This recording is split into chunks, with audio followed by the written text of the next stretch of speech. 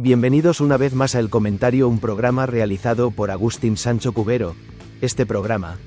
está disponible en YouTube y en las principales plataformas de podcasts. No te olvides de suscribirte, es gratis. A continuación empezamos el programa. Bienvenidos a todos los oyentes de este programa, un informativo semanal sobre la España rural que se ofrece dentro del podcast El Comentario. Nos encontramos ante una semana de intensa actividad informativa en la que el campo español ha vuelto a reclamar su protagonismo no solo en los despachos de las administraciones sino también en la realidad cotidiana de miles de familias que sostienen el tejido productivo de nuestros pueblos y comarcas, ya que las noticias de estos últimos días nos dibujan un escenario complejo lleno de matices donde la esperanza de las nuevas ayudas se mezcla con la persistente incertidumbre climática y económica que define nuestro tiempo.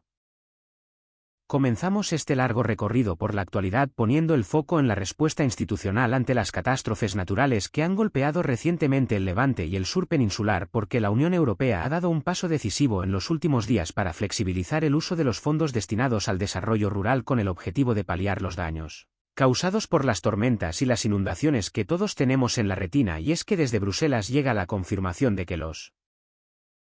Estados miembros podrán utilizar el dinero no gastado del Fondo Europeo Agrícola de Desarrollo Rural para apoyar directamente a los agricultores y a las pequeñas y medianas empresas del sector agroalimentario que se han visto afectadas por la fuerza del agua.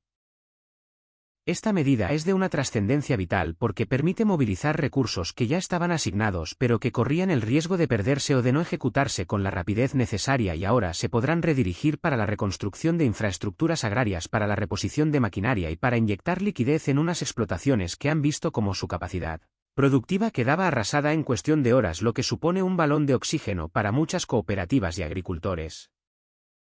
a título individual que miraban al futuro con absoluta desolación. Hablamos de una modificación reglamentaria que demuestra que la política agraria común puede tener cintura y capacidad de adaptación cuando la realidad lo exige, y que permite financiar al 100% con fondos europeos estas ayudas de emergencia sin necesidad de que las comunidades autónomas o el Estado tengan que poner la parte de cofinanciación habitual, lo cual agiliza enormemente los trámites burocráticos que suelen ser el gran cuello de botella en la gestión de las crisis. Pero no solo de emergencias vive el sector, ya que esta semana también hemos conocido los datos macroeconómicos que nos permiten hacer un balance preliminar de cómo se ha comportado la economía agraria durante el presente ejercicio, y las cifras que se manejan desde el Ministerio son llamativas porque la renta agraria ha experimentado un repunte significativo, alcanzando valores récord que superan los 37.000 millones de euros, lo que supone un incremento de más del 14% respecto al año anterior.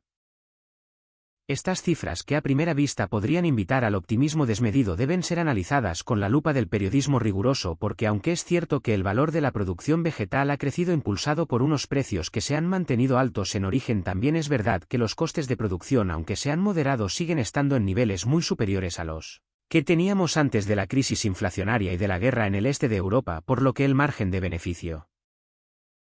real para el agricultor de a pie no siempre refleja ese crecimiento estadístico que leemos en los grandes titulares de la prensa económica. Es fundamental entender que este aumento de la renta agraria no se reparte de forma homogénea por todo el territorio ni por todos los subsectores, ya que mientras algunos cultivos como el olivar han logrado mantener precios que compensan la bajada de producción, otros sectores como el de los cereales han sufrido una caída en las cotizaciones que ha puesto en jaque la rentabilidad de muchas explotaciones de secano en el interior de la península, demostrando una vez más que la agricultura española es un mosaico diverso donde conviven realidades económicas muy dispares. Siguiendo con la crónica de la actualidad regional, nos desplazamos ahora hacia el norte del país, concretamente hacia el Principado de Asturias, donde se ha producido una noticia de gran calado para el futuro del medio rural con la firma de una nueva convocatoria de los fondos LEADER que va a movilizar más de 70 millones de euros para impulsar proyectos de desarrollo en las zonas rurales de la comunidad autónoma, lo que representa una apuesta decidida por la diversificación económica y por la fijación de población en un territorio que sufre como pocos el problema del envejecimiento y el abandono. Estos fondos, gestionados a través de los grupos de acción local, son la herramienta más eficaz que existe para apoyar a los emprendedores que deciden quedarse en sus pueblos o a aquellos que deciden dar el paso de instalarse en el medio rural, porque financian iniciativas que van mucho más allá de la agricultura y la ganadería, abarcando sectores como el turismo rural, la artesanía, la pequeña industria agroalimentaria o los servicios de proximidad, que son esenciales para garantizar la calidad de vida de los habitantes de estas zonas. La filosofía que subyace en este tipo de ayudas es la de que sean los propios habitantes del territorio quienes decidan qué proyectos son prioritarios para su desarrollo, y esta inyección de 70 millones de euros servirá para financiar centenares de pequeñas iniciativas que en su conjunto tejen una red de resistencia contra la despoblación, creando empleo local y poniendo en valor los recursos endógenos de cada comarca, desde el paisaje y el patrimonio cultural hasta las producciones gastronómicas de calidad diferenciada. En otro orden de cosas y abordando una temática social que es transversal a todo el medio rural, esta semana se ha presentado un informe que pone cifras a una realidad que percibimos a diario, y es la brecha digital de género que existe en nuestros pueblos, ya que los datos revelan que el sesgo tecnológico sigue penalizando a las mujeres rurales en mayor medida que a las urbanas, con un porcentaje de habilidades digitales básicas que se sitúa 20 puntos por debajo en el caso de las habitantes del medio rural respecto a la media nacional. Este dato es preocupante porque la digitalización se ha convertido en una herramienta indispensable para la gestión de cualquier negocio agrario o turístico y para la relación con la administración pública, que cada vez exige más trámites telemáticos, por lo que si las mujeres, que son un pilar fundamental para el mantenimiento de la población y para la cohesión social en los pueblos, no acceden en igualdad de condiciones a la tecnología, estamos lastrando el potencial de desarrollo de todo el territorio. El estudio incide en la necesidad de implementar programas de formación específicos que rompan esta barrera y que permitan a las mujeres rurales empoderarse digitalmente para liderar proyectos de emprendimiento y para acceder a servicios básicos como la telemedicina o la banca online, que son vitales en unas zonas donde la presencialidad de los servicios se ha ido reduciendo progresivamente en los últimos años, dejando a muchas comarcas en una situación de aislamiento funcional que solo la tecnología puede paliar parcialmente. Volviendo al terreno puramente agronómico, las noticias de esta semana también nos traen novedades importantes respecto a la gestión de las tierras de cultivo y a la normativa de la política agraria común, porque se han introducido flexibilizaciones en las exigencias medioambientales que permitirán a los agricultores realizar labores en los rastrojos y en las tierras en barbecho con mayor libertad y adaptándose mejor a los ciclos naturales de cada zona climática. En concreto, se ha autorizado que se puedan mover las tierras después de la cosecha y que no sea obligatorio mantener el barbecho estricto en determinadas situaciones, lo que facilita el control de las malas hierbas y la preparación del lecho de siembra para la campaña siguiente, algo que los profesionales del campo venían demandando con insistencia, porque la rigidez de la norma anterior a menudo chocaba con la realidad agronómica y con la necesidad de realizar labores preventivas para evitar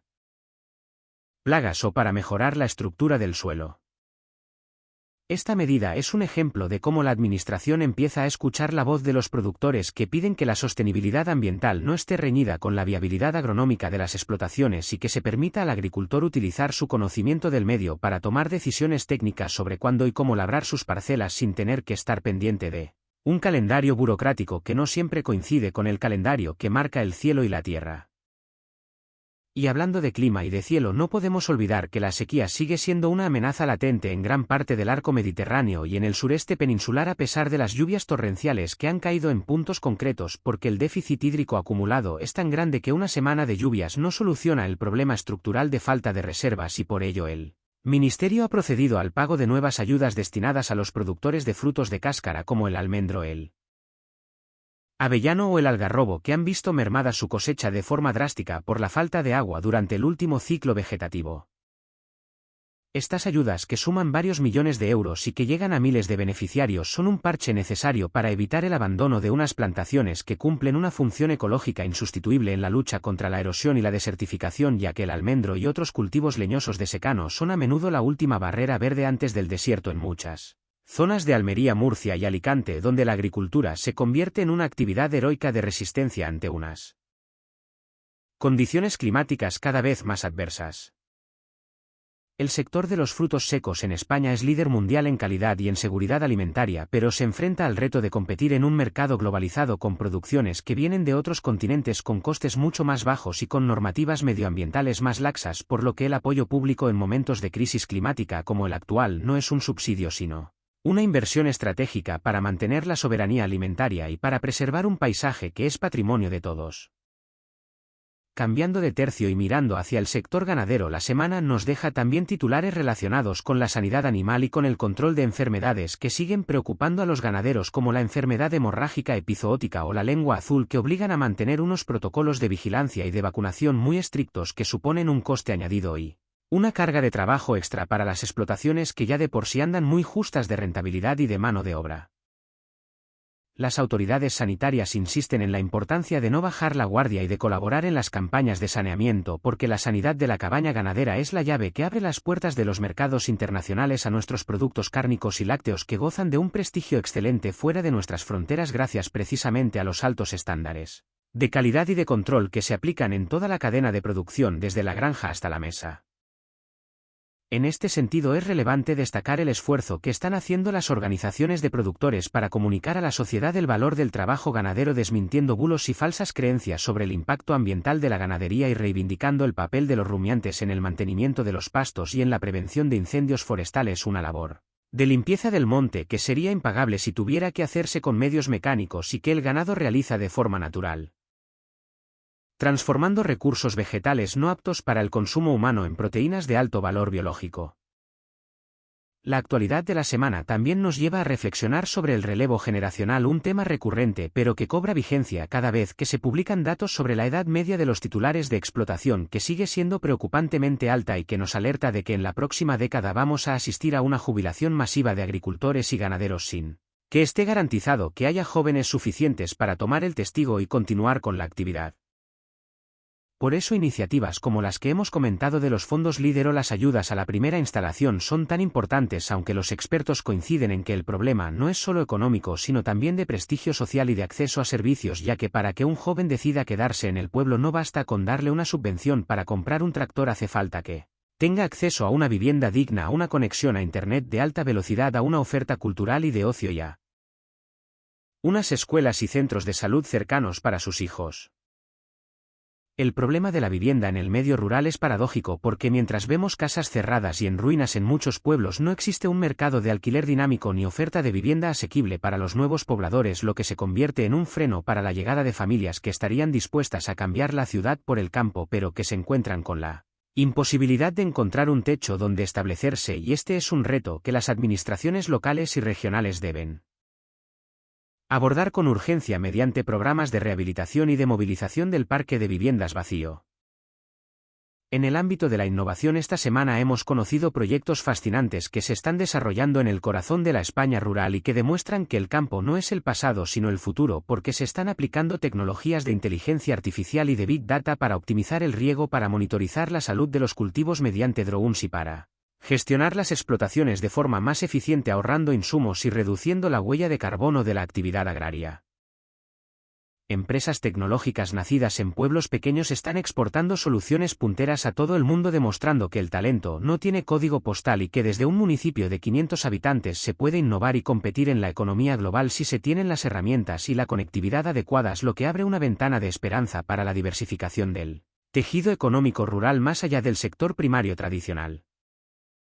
También ha sido noticia en los últimos días el debate sobre la convivencia entre las energías renovables y la agricultura, porque siguen proliferando los proyectos de grandes plantas fotovoltaicas y parques eólicos en suelo rústico, lo que genera tensiones en algunos territorios donde los agricultores ven amenazada su tierra de cultivo o donde el impacto visual y paisajístico pone en riesgo el turismo rural, que es la otra gran pata de la economía local. Es necesario encontrar un equilibrio que permita avanzar en la transición energética que el país necesita sin sacrificar el suelo fértil, que es un recurso limitado y no renovable, y sin destruir la identidad de unos paisajes que son el alma de nuestros pueblos, por lo que se reclama una planificación ordenada que priorice el autoconsumo y las comunidades energéticas locales, frente a los megaproyectos especulativos que no dejan valor añadido en el territorio y que a menudo generan rechazo social. La cultura rural también ha tenido su espacio en la agenda informativa de esta semana, con la celebración de ferias y mercados de otoño que recuperan tradiciones ancestrales y que sirven de escaparate para los productos de temporada como las setas, las castañas o la miel, atrayendo a miles de visitantes urbanos que buscan reconectar con la naturaleza y con los sabores auténticos, y que suponen una inyección económica vital para la hostelería y el comercio local en estas fechas. Estas ferias no son solo eventos comerciales sino actos de afirmación identitaria donde el mundo rural reivindica su orgullo y su vigencia, y donde se produce ese necesario encuentro entre el campo y la ciudad que ayuda a romper estereotipos y a construir una relación de respeto mutuo y de valoración de lo que significa producir alimentos y cuidar el territorio. No podemos dejar de mencionar la importancia que ha tenido esta semana la negociación de los precios en origen para productos como la leche o la uva, donde las organizaciones agrarias siguen denunciando que en muchos casos no se cumple la ley de la cadena alimentaria y que se sigue vendiendo a pérdidas o con márgenes tan estrechos que no permiten la viabilidad a largo plazo de las explotaciones familiares. La labor de inspección y de control por parte de la Agencia de Información y Control Alimentarios es fundamental para corregir estos desequilibrios, pero también lo es la concienciación del consumidor, que tiene en su mano el poder de elegir productos que garanticen un precio justo al productor y que apuesten por la cercanía y la sostenibilidad social y ambiental. En resumen, la semana nos deja una fotografía de la España rural que es a la vez preocupante y esperanzadora. Preocupante por las amenazas climáticas y por las dificultades económicas estructurales, pero esperanzadora por la capacidad de resiliencia de sus gentes, por la llegada de nuevas ayudas europeas y por la efervescencia de iniciativas innovadoras que demuestran que hay futuro si se ponen los medios y la voluntad política necesaria para corregir las desigualdades territoriales. La agricultura y la ganadería siguen siendo el motor insustituible de nuestros pueblos, pero cada vez está más claro que el desarrollo rural integral pasa por sumar otras actividades, por incorporar a las mujeres y a los jóvenes en la toma de decisiones y por garantizar unos servicios públicos de calidad que equiparen en derechos a los ciudadanos del campo con los de la ciudad. Nos despedimos por hoy con la certeza de que la España rural sigue muy viva y de que su voz se escucha cada vez con más fuerza, reclamando el lugar que le corresponde por justicia y por necesidad en el centro de la agenda política y social del país, porque sin pueblos no hay futuro y sin sector primario no hay soberanía ni bienestar posible para el conjunto de la sociedad. Gracias por su atención y por seguir acompañándonos semana tras semana en este recorrido por la actualidad de nuestros campos y de nuestros pueblos. Les esperamos en la próxima edición para seguir contándoles todo lo que acontece en esa España que nos alimenta y que custodia nuestras raíces. Muy buenas tardes y hasta la próxima semana. Hasta aquí esta edición del programa del comentario, un programa realizado por Agustín Sancho Cubero. Este programa está disponible en YouTube y en las principales plataformas de podcasts. Hasta la próxima edición del programa. Muchas gracias. Dirección y realización Agustín Sancho Cubero.